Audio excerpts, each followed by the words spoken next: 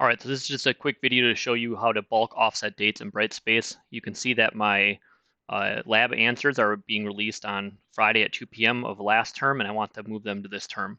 So rather than doing it individually, I'm going to do them all at once. I'm going to come over to the course admin, and then I'm going to go to manage dates.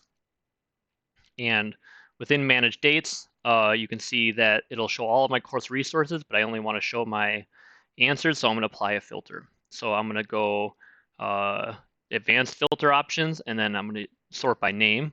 And I only want to find things that have answers in the name. So then I'm going to apply that filter, and now you can see I only have those things being shown. So I'm going to select all minus the folder that they're in, and now I want to offset those dates. And so what I wanted to do is calculate the range for me so I don't have to figure out on my own. So last term, the first one here, if I just back out of here for a minute, you can see was October 11th at 2 p.m. So that's what I'm going to go find. So I'm going to come set from October 11 here, okay, at 2 p.m.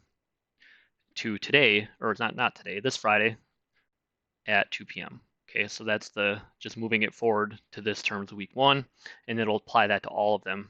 So it's calculated that that's a 98-day difference. So it's going to bump everything forward 98 days. So I'll just hit save. And now you can see all of these dates have been adjusted forward to this term to their appropriate weeks. And if you come back here into content, you'll see that that's also reflected there. So that's should save you a lot of time.